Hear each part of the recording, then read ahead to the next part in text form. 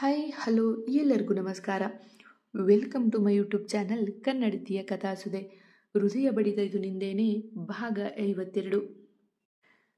ಕಥೆಗಳು ಇಷ್ಟವಾಗಿದ್ದಲ್ಲಿ ಸಬ್ಸ್ಕ್ರೈಬ್ ಮಾಡಿ ಪ್ರೋತ್ಸಾಹಿಸಿ. ಮಾರನೇ ದಿನ ಎಲ್ಲರ ಪಾಲಿಗೂ ಹೊಸದಾಗಿತ್ತು. ಯಾರೂ ಊಹಿಸದ ರೀತಿ ಆ ಮುಂಜಾನೆ ಶುರುವಾಗಿತ್ತು. ಮೆಲ್ಲಗೆ ಒದ್ದಾಡುತ್ತಾ ಎಚ್ಚರಗೊಂಡ ಶ್ರೀ ಇನ್ನೇನು ಸೋಫಾದಿಂದ ಜಾರಬೇಕೆಂದಾಗ ಎಚ್ಚರಗೊಂಡವನ ಮುಂದೆ ಮನದರಸಿ ಮಲಗಿದ್ದು ಕಾಣಿಸಿತು. ಮುದ್ದು ಪಾಪುವೊಂದು ಕನಸಿನಲ್ಲಿ ಏನೋ ಹೊಸದು ಕಂಡಂತೆ ಕಂಡು ತುಟಿ ಅರಳಿಸಿದ್ದಳು. ಅವನ ಅಂತಃಕರಣ ಅವನನ್ನೇ ಪ್ರಶ್ನಿಸುವಷ್ಟು ಮುಗ್ಧಳವಳು.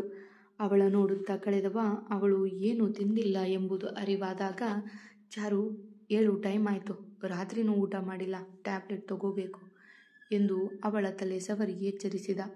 ಅಣ್ಣ ಪ್ಲೀಸ್, ಇನ್ನೂ ಸ್ವಲ್ಪ ಹೊತ್ತು, ಆಮೇಲೆ ಹೇಳ್ತೀನಿ ಎಂದು ಮಗ್ಗಲು ಬದಲಾಯಿಸಿದವಳಿಗೆ ನಿನ್ನ ನಡೆದ ಮದುವೆ ದುಸ್ವಪ್ನದಂತೆ ಕಂಡಾಗ ದಿಗ್ಗನೆ ಎದ್ದು ಕುಳಿತಳು.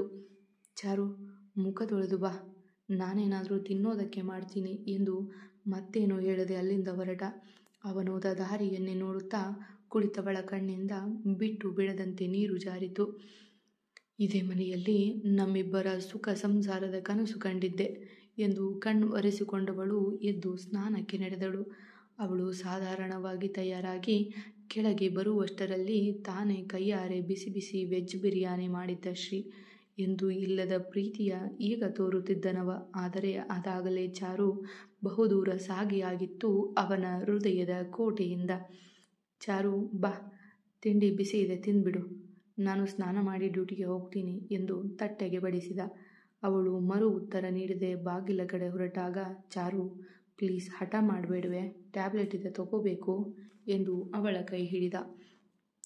ನಾನು ಈ ಮನೆಯಲ್ಲಿ ಒಂದು ಹನಿ ನೀರನ್ನು ಕುಡಿಯೋಲ್ಲ ಅಂತ ಹೇಳಿಲ್ವಾ, ಬಿಡು ಕೈನ, ಹೀಗೆ ಕೊರಗಿ ಕೊರಗಿ ಸಾಯಲೆ ಅಂತ ತಾನೇ ಮದುವೆ ಆಗಿದ್ದು ನೀನು ಎಂದು ಹೊರ ನಡೆದಾಗ, ನಿಂಗೆ ಏನು ಬೇಕು ಹೇಳು, ನಾನೇ ತಂದು ಕೊಡ್ತೀನಿ ಎಂದಾಗ ಅವನತ್ತ ತಿರುಗಿ, ಕೆಲಸ ಬೇಕೋ ಕೊಡ್ತೀಯಾ ಎಂದಾಗ ಅವಳ ಕೈ ಬಿಟ್ಟು, ನೀನ್ಯಾಕೆ ಕೆಲಸ ಮಾಡಬೇಕು, ನಿಮ್ಮನೆಯಲ್ಲಿ ಹೇಗಿದ್ದೋ ಇಲ್ಲೂ ಹಾಗೆ ಇರು, ರಾಣಿ ಥರ ಎಂದವನ ಮುಂದೆ ಜೋರಾಗಿ ನಕ್ಕು, ರಾಣಿ ಥರ, ಪಂಜರದ ರಾಣಿ.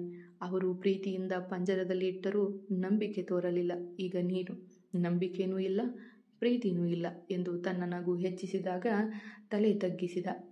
ಸರಿ, ನಾನು ಹೊರಡ್ತೀನಿ ಎಂದು ಮತ್ತೊಮ್ಮೆ ಮುಂದೆ ಹೊರಟಾಗ, ವೇಟ್ ಮಾಡು ಚಾರು, 10 ನಿಮಿಷ ಬೈಕ್ನಲ್ಲೇ ಡ್ರಾಪ್ ಮಾಡ್ತೀನಿ ಎಂದವನ ಮಾತು ನಿರ್ಲಕ್ಷ್ಯ ಮಾಡಿ ಮುಂದೆ ಸಾಗಿಯೇ ಬಿಟ್ಟಳು. ನಿನ್ನ ಕ್ಷಮೆ ಸಿಗುವವರೆಗೂ ಕಾಯ್ತೀನಿ ಕಣೆ ಎಂದವ ಭಾರವಾದ ಹೆಜ್ಜೆಗಳನ್ನಿಟ್ಟು ಮೇಲೆ ನಡೆದ. ಯಾವುದೋ ದಾರಿಯಲ್ಲಿ ಒಂಟಿಯಾಗಿ ನಡೆಯುತ್ತಿದ್ದಳು ಚಾರು. ಈಗ ಈ ಕ್ಷಣಕ್ಕೆ ಎಲ್ಲರೂ ಇದ್ದು ಅನಾಥೆಯವಳು. ಮೆಲ್ಲಗೆ ಹೆಜ್ಜೆಯ ಇಡುತ್ತಾ ನಡೆದಳು ಎತ್ತಲು. ಆಗಲೇ ಕರೆಯೊಂದು ಬಂದಿತವಳಿಗೆ. ಹಲೋ, ಹೇಳಿ ಸರ್ ಎಂದಳು ಫೋನ್ ಕಿವಿಗಿಟ್ಟು. ನೋಡಮ್ಮ, ನೀನು ಹೇಳಿದ ತಕ್ಷಣ ಕೆಲಸ ಸಿಗೋದು ಡೌಟ್, ಆದರೂ ನಿನ್ನ ಪುಣ್ಯಕ್ಕೆ SP ಬಿಲ್ಡರ್ಸಲ್ಲಿ ಕೆಲಸ ಖಾಲಿ ಇದೆ ಅಂತೆ, ನೀನೊಮ್ಮೆ ಅಟೆಂಡ್ ಮಾಡು, ಹಾಗೆ ಕೆಲಸ ಸಿಕ್ಕರೆ ನನ್ನ ಕಮಿಷನ್ ನನಗೆ ಬರಬೇಕು ಎಂದರವರು. ತನಗಾಗಿ ಕೆಲಸ ಹುಡುಕು ಕೊಡಲು ಏಜೆಂಟ್ ಒಬ್ಬರನ್ನು ಸಂಪರ್ಕಿಸಿದ್ದಳು. ಸರಿ ಸರ್, ಅಡ್ರೆಸ್ ಮೇಲ್ ಮಾಡಿ ಎಂದವಳು ಅವರು ಕಳುಹಿಸಿದ ಅಡ್ರೆಸ್ಗೆ ನಡೆದೇ ತಲುಪಿದಳು. ಹೊಸ ಜೀವನ ಕಟ್ಟಿಕೊಳ್ಳುವ ಆಸೆಯಿಂದ ಹೊರಟವಳು ಸುತ್ತಿ ಬಳಸಿ ಮತ್ತು ಅಲ್ಲೇ ಸೇರುವವಳಿದ್ದಳು. ರಿಸೆಪ್ಷನ್ ಬಳಿ ವಿಚಾರಿಸಿ ಕೆಲಸದ ಇಂಟರ್ವ್ಯೂ ನಡೆಯೋ ಪ್ಲೇಸ್ ತಲುಪಿ ತನ್ನ ಜಾಗದಲ್ಲಿ ಮುದುಡಿ ಕುಳಿತಳು. ಎಲ್ಲ ಹೋಗಿ ಬರುವವರ ನೋಡುತ್ತಾ ಕುಳಿತವಳ ಸರಿದಿ ಬಂದಾಗ ಅಂಜುತ್ತಲೇ ಒಳ ಬಂದಳು. ಅವಳ ಫೈಲ್ ಕೊಟ್ಟಾಗ ಅದರಲ್ಲೇ ತಲೆ ಇಟ್ಟವರ ನೋಡುತ್ತಾ ನಿಂತಿದ್ದಳು. ಫೈಲ್ನಲ್ಲಿ ತಲೆ ಇಟ್ಟವರು ತಲೆ ಎತ್ತಿ ನೋಡಲು ಗಾಬರಿಗೆ ಬಿದ್ದಳು ಚಾರು. ಎದುರಿದ್ದವರ ತೀಕ್ಷ್ಣ ನೋಟ ಎದುರಿಸಲಾಗದೆ ತಲೆ ತಗ್ಗಿಸಿದಳು. ಕ್ವಾಲಿಫಿಕೇಷನ್ ಎಲ್ಲ ಓಕೆ ಇದೆ, ಆದರೆ ಇಲ್ಲಿ ಕ್ಯಾರೆಕ್ಟರ್ ಸಹ ಕೌಂಟ್ ಆಗುತ್ತೆ. ಸೊ ಹೇಳಿ ಮಿಸ್ ಚಾರು, ನಿಮಗೆ ಕೆಲಸ ಯಾಕೆ ಬೇಕು ಎಂದು ಅವಳನ್ನೇ ದಿಟ್ಟಿಸುತ್ತಾ ಕೇಳಿದರು ಸೂರ್ಯಕಾಂತ್. ನಾನು ಪ್ರೂವ್ ಮಾಡ್ಕೋಬೇಕು ಸರ್, ನಿಮಗೆ ಬೇಕಾದ ಕ್ವಾಲಿಫಿಕೇಷನ್ ನನ್ನಲ್ಲಿದೆ, ಕೆಲಸ ಕೊಟ್ಟರೆ ನಾನು ಶ್ರದ್ಧೆಯಿಂದ ಮಾಡ್ತೀನಿ ಎಂದು ನುಡಿದಳು. ನಿನ್ನ ಚೈಲ್ಡಿಶ್ ಬುದ್ಧಿ ನೋಡಿದ್ದೀನಿ, ನಿನಗಿಲ್ಲ ಈ ಕೆಲಸ ಎಂದು ಒಂದೇ ಮಾತಿನಲ್ಲಿ ನುಡಿದು ಅವಳ ಫೈಲ್ ಅವಳತ್ತಲೇ ಬಿಸಾಡಿದರು ಸೂರ್ಯಕಾಂತ್. ಓಕೆ ಸರ್, ಆದರೆ ಕೆಲಸದಲ್ಲಿನ ಶ್ರದ್ಧೆ ನೋಡಿಲ್ಲವಲ್ಲ, ಎಲ್ಲರನ್ನೂ ನೋಟದಿಂದ ಅಳೆಯಬೇಡಿ ಎಂದವಳು ಹೊರ ಹೋಗುವ ಮುನ್ನ, 1 ನಿಮಿಷ ಇದನ್ನು ತಗೋ, ಈ ಕನ್ಸ್ಟ್ರಕ್ಷನ್ಗೆ ಸಂಬಂಧಪಟ್ಟ ಎಲ್ಲ ಡೀಟೇಲ್ಸ್ ಚೆಕ್ ಮಾಡಿ ಇದರಲ್ಲಿನ ಇನ್ವೆಸ್ಟ್ಮೆಂಟ್ ಕಡಿಮೆ ಆಗೋ ಥರ ಪ್ಲಾನ್ ಮಾಡು, ಆಗ ಒಪ್ಕೋತೀನಿ ಎಂದು ಒಂದು ಫೈಲ್ ಅವಳತ್ತ ಎಸೆದರು.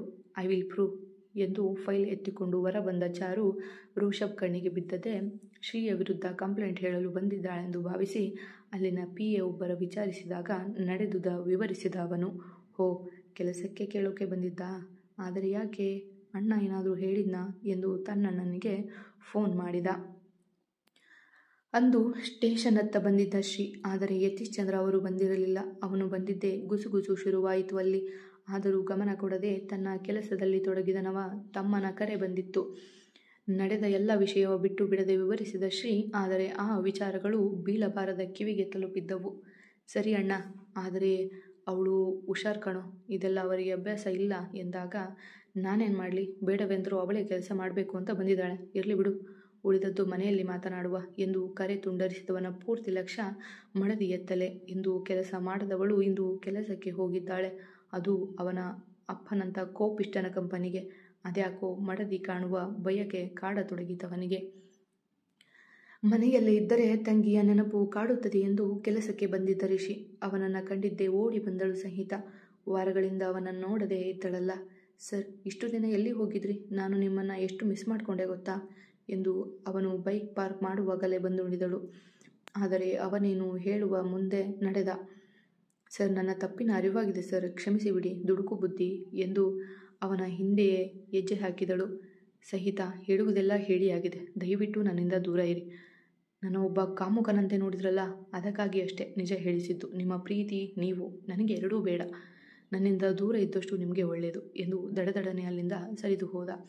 ಏನಾಯ್ತೆ ಎಂದು ಸುಮ್ಮನೆ ನಿಂತವಳ ಮಾತನಾಡಿಸಿದಳು ಶಿಲ್ಪ. ಅವರಿಗೆ ನಾನು ನನ್ನ ಪ್ರೀತಿ ಎರಡೂ ಬೇಡವಂತೆ ಕಣ ಎಂದು ಕಣ್ ತುಂಬಿಕೊಂಡು ನುಡಿದಳು.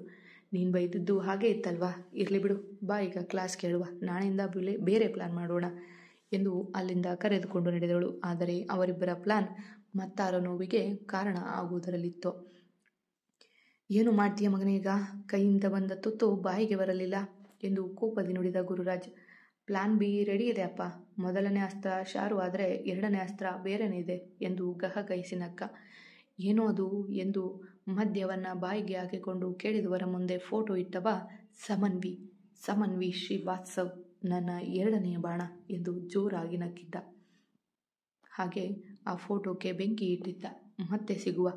ನಿಮ್ಮ ಅಭಿಪ್ರಾಯಗಳನ್ನು ತಪ್ಪದೆ ತಿಳಿಸಿ, ಪ್ರೋತ್ಸಾಹಿಸಿ.